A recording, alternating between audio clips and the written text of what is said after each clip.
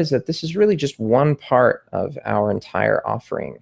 And, beyond that offering, we're going to be talking to some of our clients about our storefront, our app that we actually are designing right now, which is going to be an incredible thing. In one of the videos that we put out, we talked about this app that we're putting together and designing and developing with some of our VIP practices and some of our VIP consultants, kind of a small group that's put together. And the app is actually going to be designed to create a HIPAA compliant way for practices to talk to each other while in the office, to use their mobile devices for improving patient care. So they're going to be able to talk to each other, assign things to each other. And it's also going to allow practices to speak with their consultants. So if you're an individual consultant or you work with a consulting group, if you work with a consultant group, you're going to be able to speak with your specific consultant within that group. So it's going to be a pretty neat tool. All right. So let's see if we can get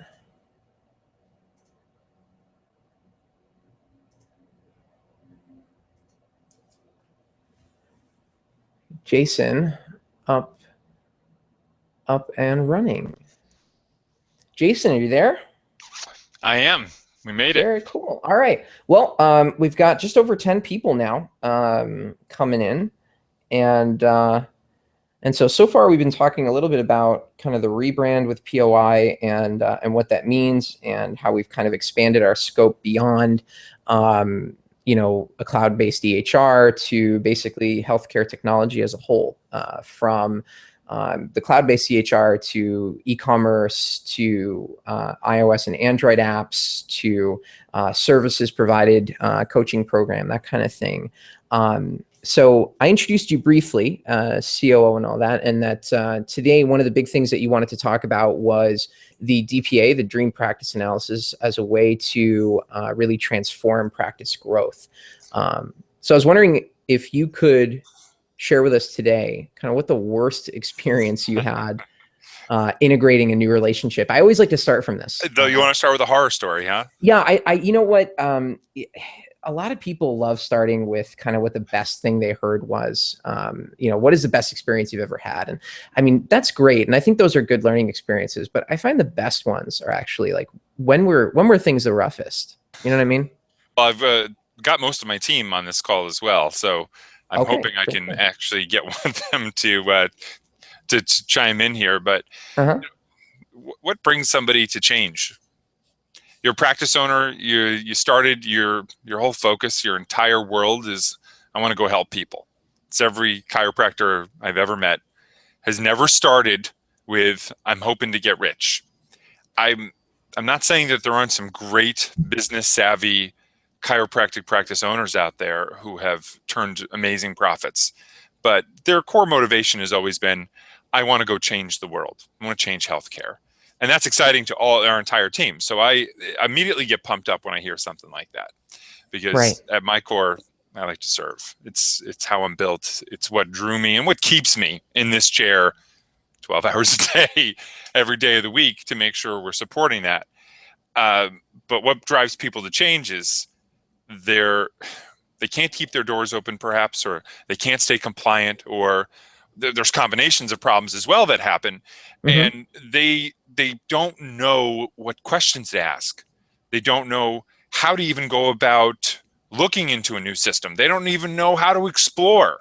I've heard the frustration come through. I would like to just focus on patients. Can somebody help me run the business and the administrative portion of this, so I can train CAs to touch people's souls, so I can train front desk people to, engage and greet my patients the right way, and me and my clinical staff, we can make magic happen, quite literally, right? That's I talk to people and I hear that come through, and So when people tell us that they don't know what to ask for, they don't know how to go about exploring it, that's easy. But a lot of doctors come and they don't know that they don't know what to ask for. So we've developed some tools to help with that, but starting with some horror stories, a couple have come to mind, right? Okay. You know, you've got somebody who you identify, let's just say, a clear area of pain.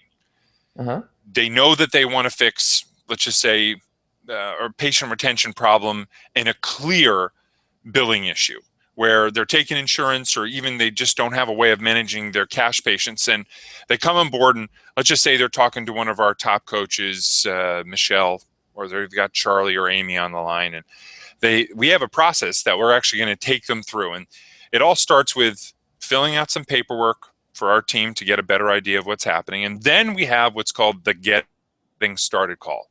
The Getting Started call goes over a fairly large checklist of items that need to be done and commitments that the practice owner makes. Okay. So Charlie gets on the phone with practice owner, passionate practice owner who wants to change the world. And that practice owner hears the commitments and they say to themselves, yep, I'm going to train on the system. Yep, I'm going to get you the paperwork to get all of the billing enrollments, all that nonsense set up with Blue Cross Blue Shield, with Medicare, with United Healthcare. I'm going to get that done. And then I'm going to teach my staff how to use this. I'm going to make sure everyone's committed. Everyone gets off that phone call feeling good, but now the real world hits. Okay. You're married. You've got kids. They've got soccer. They don't get sick because you're a chiropractor, but something happens, right? Sure. And life happens. And then you don't get the training done. But you already paid us some money. The train has left the proverbial station, right? Right. And now we're in a situation, Reuven, where Charlie's calling you up a week later. Hey, notice you didn't finish the training and I don't have the paperwork to get your billing done. And you say to yourself, well, I'll just put my billing through the other system at this point.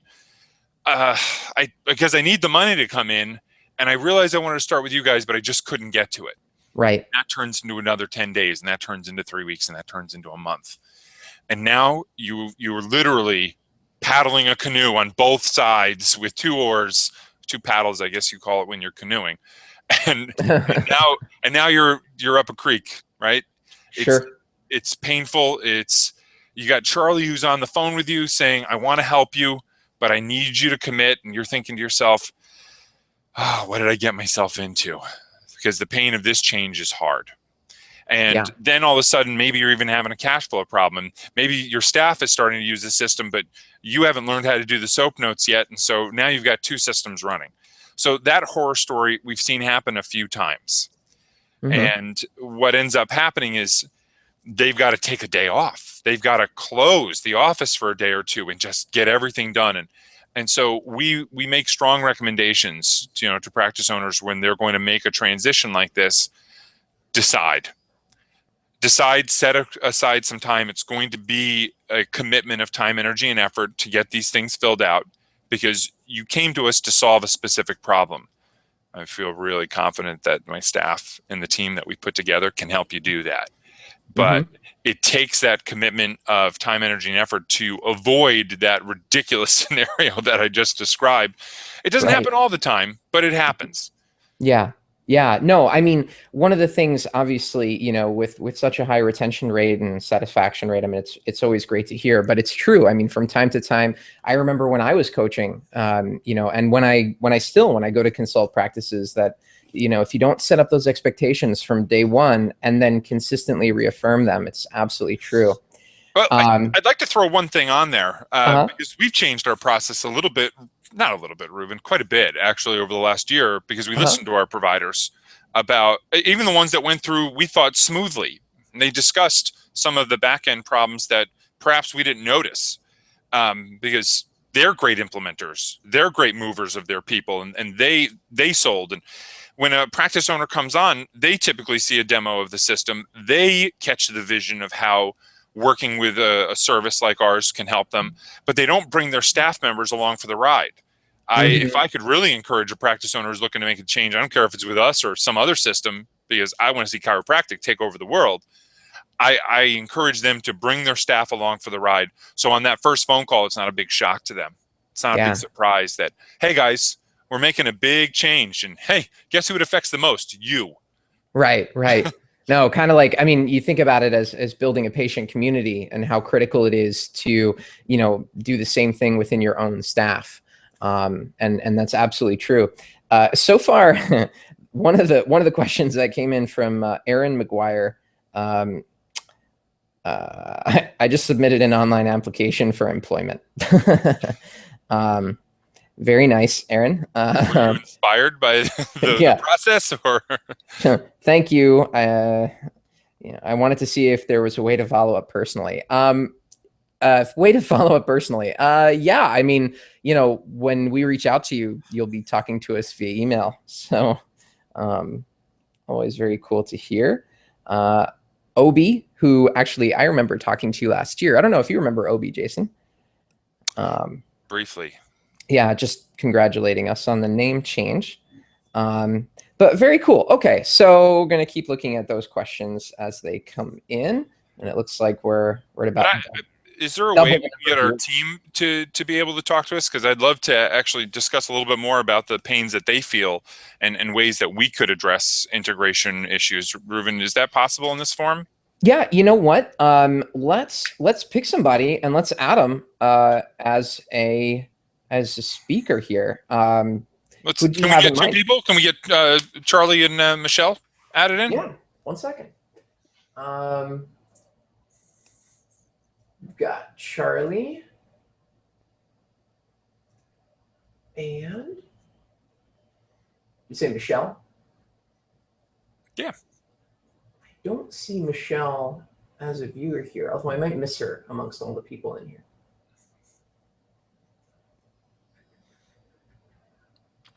Oh, my mistake. Michelle's on an airplane. Ah. So she probably doesn't have the Wi-Fi link. Yeah. All right. Well, I invited Charlie. He might need to click on a link there. But in the meantime, I'm curious, in bringing on a new practice, you talked a little bit about getting paperwork back. And I imagine you're talking about like enrollments for the clients that we do medical billing for.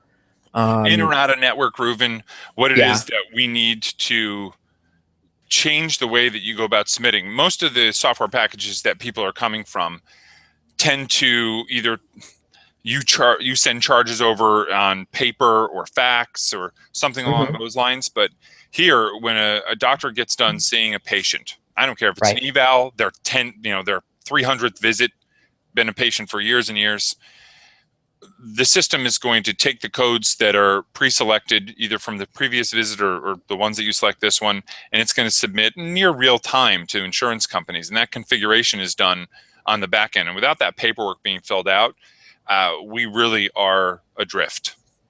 So. Got it. And I mean, so here's a question that comes up sometimes. What kind of turnaround time can a practice owner expect, specifically on the medical billing side? I mean, you let's say we get you the paperwork back in a day or two. How long until I stop seeing an interruption in my cash flow? Because I mean, that's a reality, right? I mean, I make the change.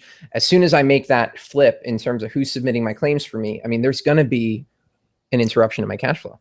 We like to use visuals all the time to help tell stories, Reuven, because forget the client coming on board. We ourselves have to have a great grasp of this process, right?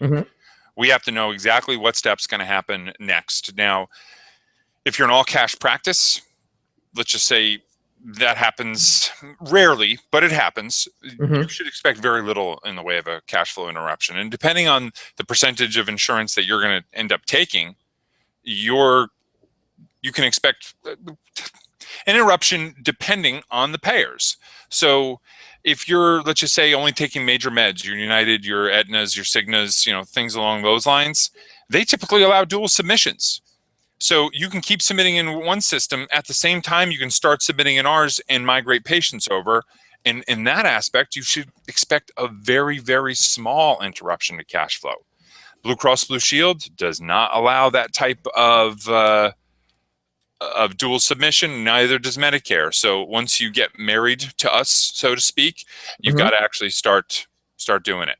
Okay, very cool. So actually, I don't know if you can see this in the chat there, but Sharon, who's with us today, actually asked a very good question, because I think the example you gave was a chiropractic client of POIs. Do we only work, or do you only work with chiropractors? You know, in our specific space, we actually support multiple billing companies. So the chiropractic one that I was referencing was something I'm pretty passionate about, but no, we actually support a spectrum of specialties: physical therapy, mental health, nephrology, dermatology, and we've been pretty successful in all of those. Most of them, though, are people that tend to actually have multiple visits, meaning that patient becomes somewhat of a relationship for that office, less of a one-time use. Right, right. I mean, I think one of the cool directions that we're seeing a lot of our clients go into, especially, I mean, the clients that I've consulted with individually, is the multidisciplinary model. And we're seeing that more and more, where, you know, even chiropractors are getting together with medical doctors, nurse practitioners, you know, and bringing the kind of prescription-based, testing-based medicine in with the you know, x-ray based, maybe structural medicine, like physical therapy, chiropractic, movement medicine, that kind of thing. Does that make sense? Yeah. Yeah. I think, I mean, we definitely have a number of clients that have made that transition just in the last few months alone. Yeah, the multi-specialty practice has been probably comparable to a wave, Reuven.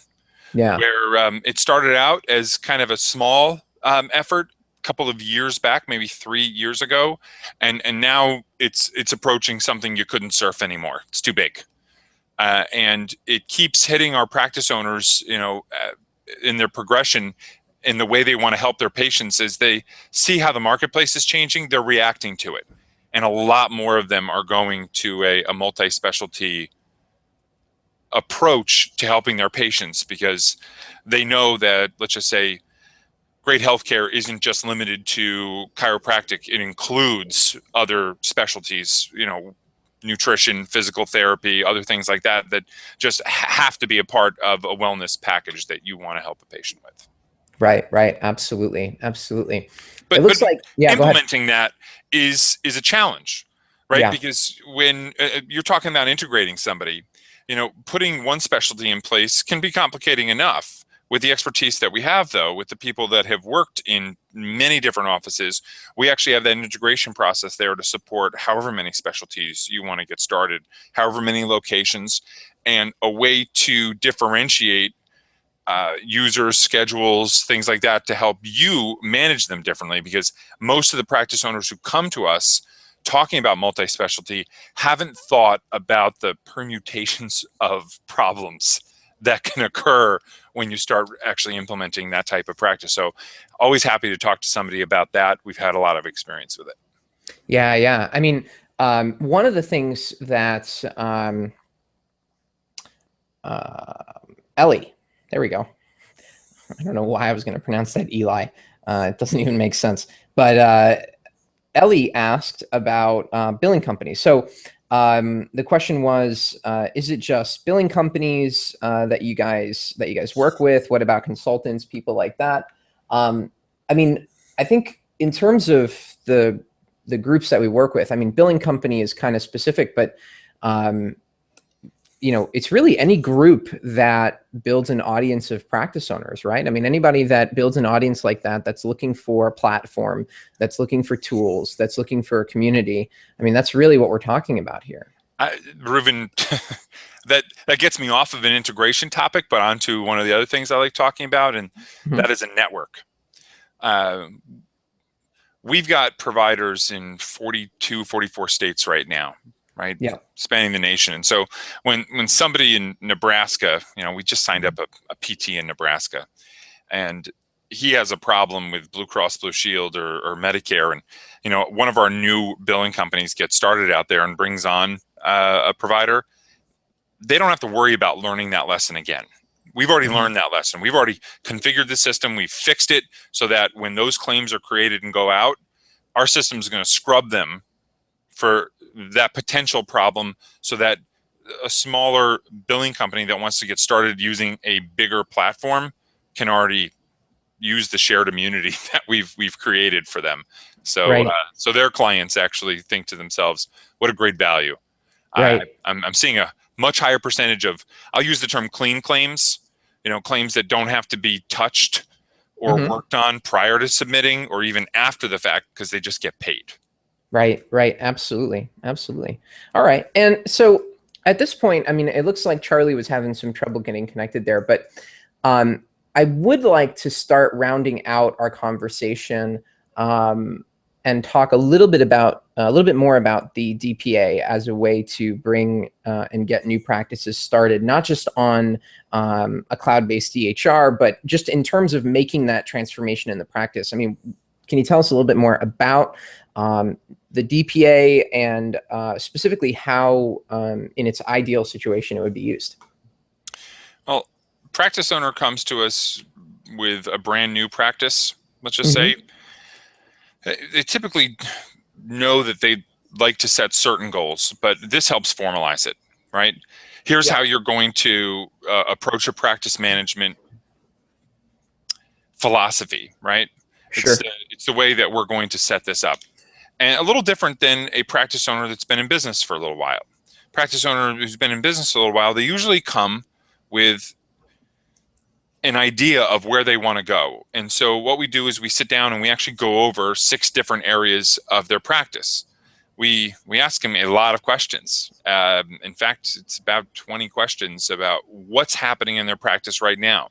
We calculate your no-show rates, how many patients you're seeing versus how many you want to see, what it is you're getting reimbursed per visit.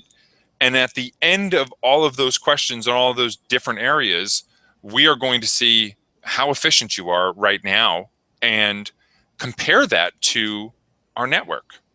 We're going to compare it to how well people in your specialty are doing right now on our system, and in a lot of cases, actually in the industry. We're then going to ask you what your most important goals are and then show you in a demonstration how we address those. So we're going to take your goals, compare them to our network in the industry, show you how we can bridge that gap between where you're at right now. Let's just say you got a 30% no-show rate. We've seen it. We've seen that and worse, Reuben.